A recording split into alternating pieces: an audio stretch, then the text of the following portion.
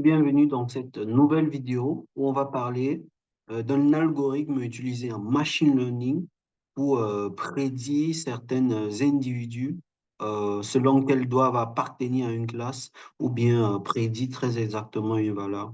Et donc, c'est la méthode des cas plus proches voisins. Une méthode d'ailleurs qui est aussi bien utilisée en régression qu'en classification. Alors, c'est quoi la différence entre les deux? En général, les problèmes de régression sont utilisés lorsque on veut expliquer une variable continue, notamment y, par rapport, en fonction des variables qui elles aussi sont continues. Et donc, la fonction permettant de créer la relation entre ces variables explicatives et cette variable expliquée est appelée régresseur. Donc, c'est le régresseur. Et donc là, c'est quand on fait de la régression. Donc, l'idée de régression, c'est vraiment qu'on a une relation entre deux variables qui sont toutes les deux continues.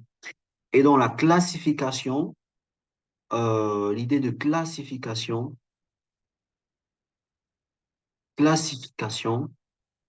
c'est que cette fois-ci, la variable y sera une variable discrète, donc c'est-à-dire les classes en question, et les variables x1, xn, qui sont des variables explicatives, seront des variables continues. Et donc, on peut faire des régressions logistiques. Il y en a plusieurs algorithmes. On fera des régressions logistiques. Mais aujourd'hui, on verra l'importance ou bien l'efficacité des cas plus proches voisins, notamment aussi dû au fait qu'ils peuvent aussi bien se prêter au jeu de régression qu'au jeu de classification. Alors, l'idée, c'est quoi avec les cas plus proches voisins? C'est qu'on a un jeu de données, on peut avoir un jeu de données, et si on fait un scatterplot, alors on peut avoir nos points là dans le jeu de données. On a nos points.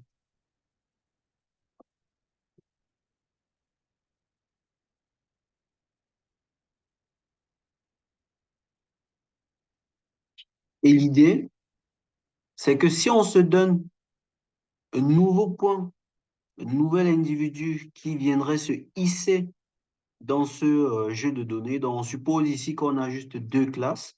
Donc on a la première classe C1 et on a la deuxième classe C2. Les classes ne sont pas objectivement aussi séparées, donc on ne suppose pas qu'elles sont linéairement séparées. Donc vraiment, il y a une certaine mixité entre les classes. Et donc, l'idée, c'est si j'ai un nouveau point marqué ici en noir, dans quelle classe ce point-là appartiendrait? Donc, il faut déterminer justement une règle de classification qui puisse me permettre de dire, OK, si j'ai un point là ou si j'ai un point là, il appartiendrait à la classe C1 plutôt qu'à la classe C2 et inversement. Et donc, l'idée des cas plus proches voisins, c'est de se dire, on peut se fixer un entier naturel K qui va représenter le nombre de voisins de ce point en question dans l'espace. En l'occurrence, on peut dire que K, c'est 5. Et donc, on va prendre ce point, compter le nombre de voisins. Là, on a 1, 2, 3, 4, 5. On prend ces 5 plus proches voisins au sens de la distance euclidienne.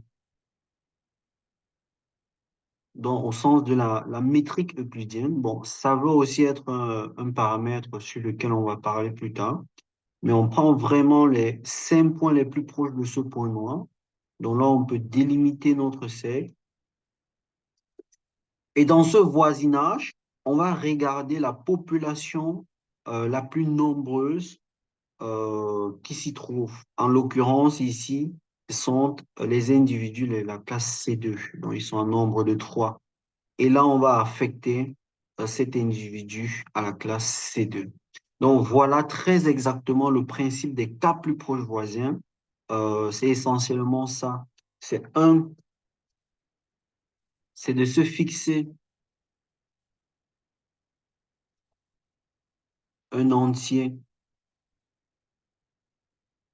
naturel K qui représente le nombre de voisins à considérer. Et après avoir fait cela, il faut justement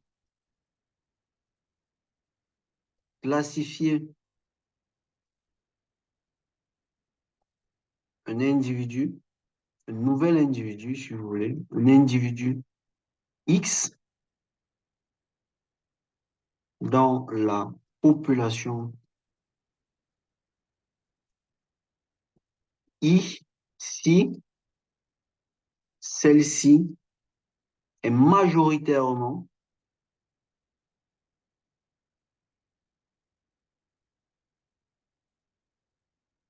représentée, est majoritairement représentée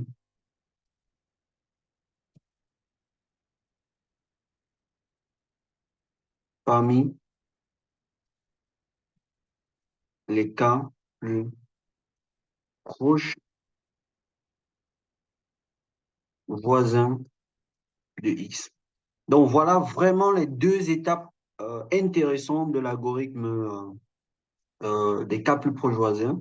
L'idée, c'est de se fixer de façon adéquate l'entier cas et après de classifier un individu X dans la classe majoritairement représenté parmi les cas plus proches voisins. En l'occurrence, ici, ce X sera dans C2.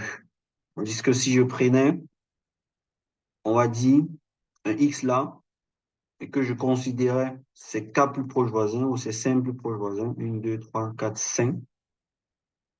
Alors, dans ces simples plus proches voisins, la classe majoritaire, c'est la classe C1. Et du coup, j'affecterai ce X à la classe C1. Mais la question intéressante et fondamentale qu'on puisse se poser ici est celle de savoir comment choisir efficacement K.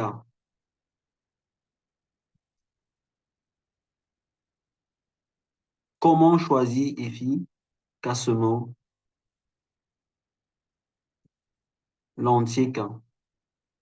Pourquoi on s'intéresse à cette question? Parce qu'en machine learning, il y a le problème d'overfitting et le problème d'underfitting, donc O bas E. Et donc l'overfitting, c'est lorsque le modèle est tellement sophistiqué, il est tellement complexe qu'il apprend trop de ces données et prédit en général très mal. C'est un peu comme le surapprentissage. Imaginez-vous un enfant qui a trop révisé ses leçons, il a tellement récité que lorsque le jour de l'évaluation on dévie aussi faiblement du cours, alors il ne sait plus très bien répondre aux questions. Donc c'est ça l'overfitting. L'underfitting, c'est l'opposé. C'est lorsqu'un enfant n'apprend littéralement rien, du moins il fait du bachotage, et qu'à l'examen, on lui donne quelque chose d'assez moyen, mais il n'arrive même pas à répondre. Donc, c'est le underfitting. Et donc, il faut choisir K de sorte à faire un compromis adéquat entre l'overfitting et l'underfitting. Et donc, comment on fait cela? Il faut choisir K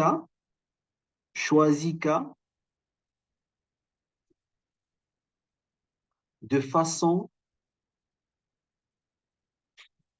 à minimiser la probabilité de misclassification.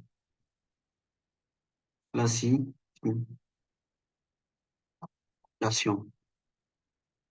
Après, après cross-validation. C'est-à-dire après cross-validation.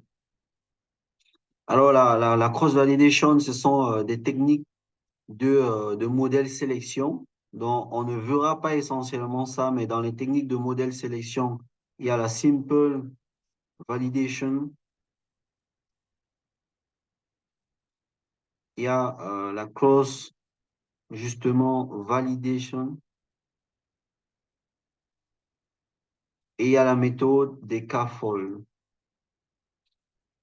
Donc, en général, pour choisir un hyperparamètre d'un modèle, hyperparamètre, c'est-à-dire des paramètres qui ne sont a priori pas entraînés pas le modèle lui-même en soi dans la phase d'entraînement, mais qui sont choisis en amont des phases d'entraînement, dans l'occurrence ici K. Pour choisir les bons paramètres d'un modèle, il faut d'abord sélectionner le mode de validation. Il y a la simple validation, la cross validation et le scaffold.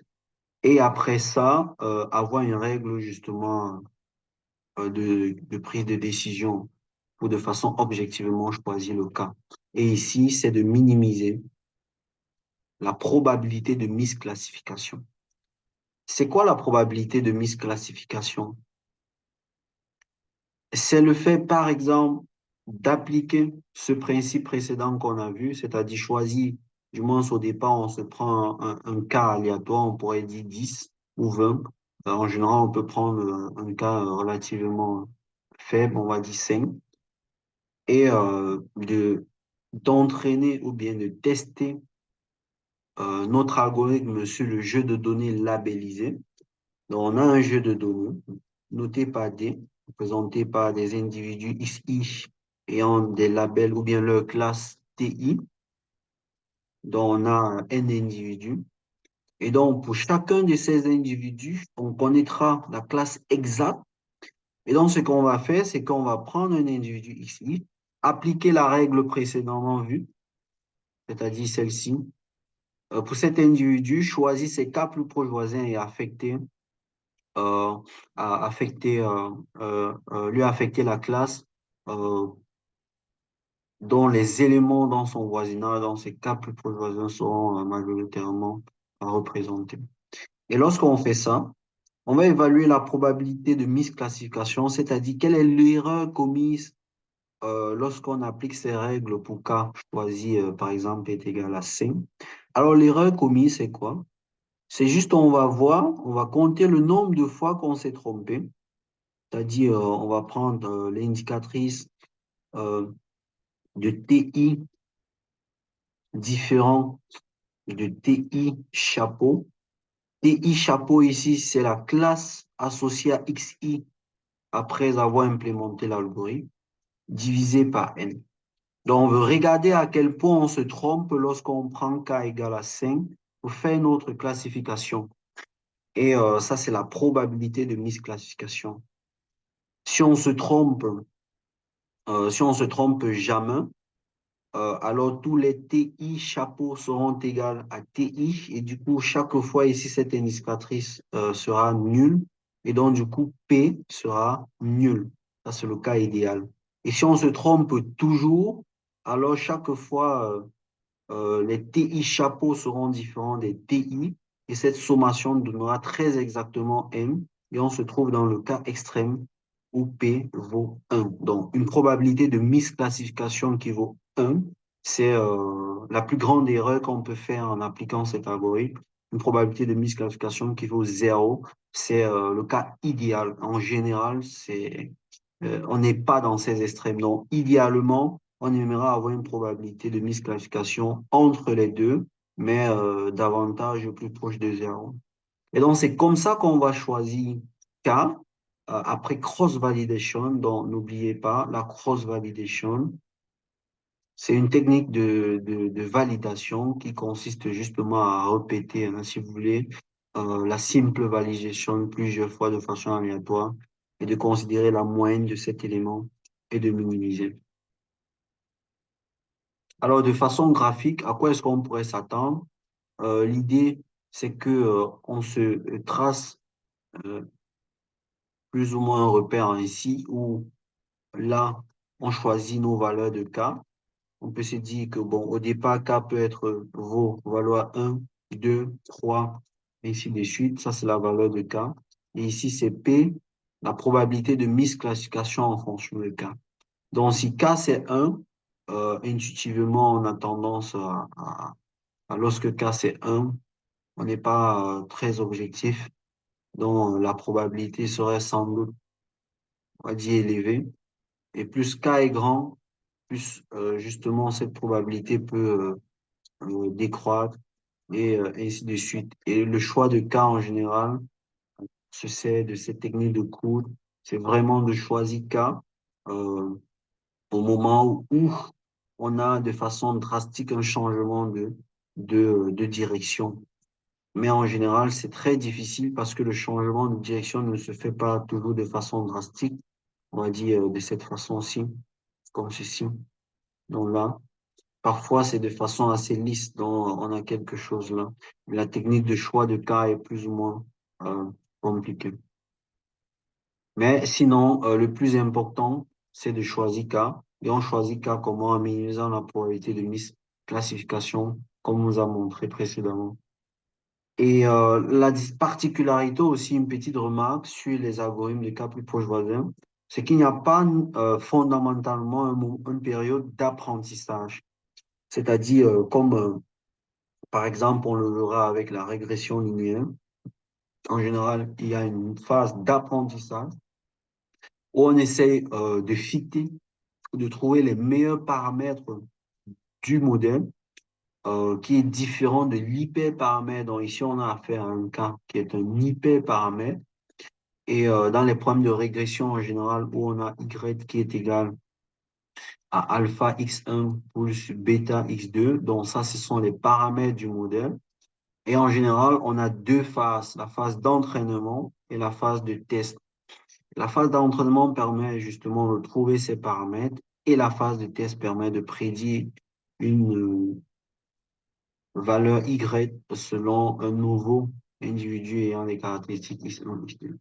La différence avec les cas plus proches voisins, c'est que on n'a pas affaire à des paramètres ici et donc la phase d'entraînement n'a pas de sens, entre parenthèses, dans ces méthodes. C'est qu'on va juste avoir des données et les apprêter directement à un bon choix de cas. Et lorsqu'on aurait choisi une bonne valeur de cas, ça peut être 5, ça peut être 10 par rapport au jeu de données. Là, on peut faire des prédictions. Quel est le désavantage de cette méthode? C'est qu'il y a une propension à être dissymétrique, c'est-à-dire si dans le jeu de données, on a par exemple une classe qui est majoritairement représentée, on aura tendance chaque fois à prédire cette classe plutôt que on aura tendance à prédire cette classe vu qu'elle est majoritairement représentée. Et donc chaque fois qu'on prendra les cas plus proches voisins d'un individu, dans ces cas plus proches voisins, elle sera toujours majoritaire en général. Donc, c'est vraiment ça le désavantage. Et aussi, c'est que cette méthode dépend de la métrique qu'on considère. Là, on parle de cas plus proche voisin, donc ça dépend objectivement aussi de la géométrie des données. Donc, si on est sur un plan, naturellement, on prend soit la distance euclidienne, soit la distance de Manhattan, qui est juste la somme des valeurs absolues. Mais par rapport au problème de dissymétrique, c'est-à-dire s'il y a une population nombreuse, majoritairement représentée par rapport à une autre, elle est très minoritaire. Alors chaque fois qu'on prendra un voisinage, la plus représentée va fortement dominer. Alors ça peut biaiser les résultats parce qu'il n'y a pas de raison de croire que si je prédis la classe d'un individu, qu'il soit forcément euh, celle ou bien qu'il appartienne forcément à la classe majoritaire. Et donc pour faire recours à ça, c'est quand on va pondérer des probabilités. C'est-à-dire, on va pondérer les probabilités qu'un individu X, c'est-à-dire la probabilité qu'un individu X appartient à la classe est le label Y dans ce modèle, c'est-à-dire des probabilités a posteriori. Dans la première phase qu'on vient de décrire, c'était tout simplement le nombre, le nombre de voisins, on va dire, somme des I allant de 1 à K, indicatrice du nombre parmi les voisins de X, on va regarder ceux qui ont la classe Y, donc on va dire les X, XI, V, donc XI voisins de X, qui ont le label Y, divisé par K. Donc ça, ce sont les probabilités pour qu'un individu X appartient à la classe Y. dans notre modèle. Et comme je l'ai dit, cette probabilité est asymétrique parce qu'elle a tendance toujours à surestimer les personnes qui sont fortement majoritaires. Et donc, pour faire recours à ça, on va pondérer notre probabilité par un WI qui sera proportionnel à l'inverse de la distance à chacun des points par rapport à X. XIV est égal à Y sur la somme des WI allant de 1 à K, donc là c'est K. Ou WI, c'est tout simplement 1 sur la distance, on peut prendre au carré, de XI à X. Cela veut dire quoi en fait? Ça veut dire que si j'ai ces trois individus, 1, 2, 3, 4, 5, 6 individus, ici,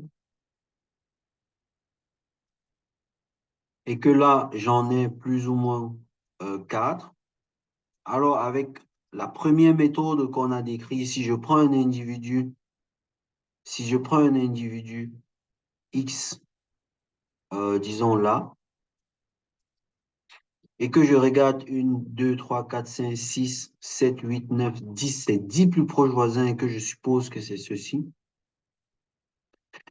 alors X va être forcément affecté à la classe C1, donc là c'est C1 en noir et C2 en rouge. X sera forcément affecté par C1 parce que c'est C1 qui est fortement représenté. Tandis que géométriquement, je vois très bien que X, ce nouveau X, est plus proche de la classe C2, c'est-à-dire ses caractéristiques semblent être plus proches de C2 plutôt que de C1, même si C1 est majoritairement représenté. Donc, c'était vraiment ça le problème des cas plus proches voisins. Et pour pallier à ça, ce qu'on va faire, c'est qu'on va pondérer par la distance. On va voir à quel point, malgré le fait qu'on considère les cas plus proches voisins, à quel point le X est proche des points d'une classe plutôt que nous. Donc, si XI est tellement proche de X, on a tendance à avoir cette distance devenir faible et du coup, l'inverse est très grand. Et du coup, ça va fortement augmenter cette probabilité-ci. C'est-à-dire, ça va avoir un impact considérable sur cette probabilité. Tandis qu'ici, il n'y avait pas cette information. Au départ, on n'avait pas cette information. Or là, ça va fortement augmenter cette probabilité. Et donc, on va classer désormais, au lieu de regarder la classe majorité, on va regarder les probabilités, on va dire dominantes. C'est-à-dire, je classerai X dans la classe disons YI, si la probabilité que X appartient à YI, disons à Y2, est plus grande que la probabilité que X appartient à C1. Donc voilà ici présenté de façon assez sommaire, vraiment sommaire, l'algorithme des cas plus proches voisins, le fonctionnement d'un point de vue géométrique, c'est-à-dire ça fait appel aux notions de topologie, de métrique, de distance, et aussi, d'un point de vue purement machine learning, on voit à quel point c'est efficace parce que d'une part, on n'a pas tant besoin de la phase d'entraînement, mais il faut aussi être astucieux pour choisir K de façon à éviter l'over et l'underfitting. Donc, c'est vraiment faire le compromis adéquat entre l'over et l'underfitting. J'espère que cette vidéo vous a plu. Si oui, n'hésitez pas à vous abonner et les prochaines vidéos seront consacrées à la régression linéaire, aux régressions, aux estimateurs euh, des moindres carrés, de Ridge et de Lasso. Merci.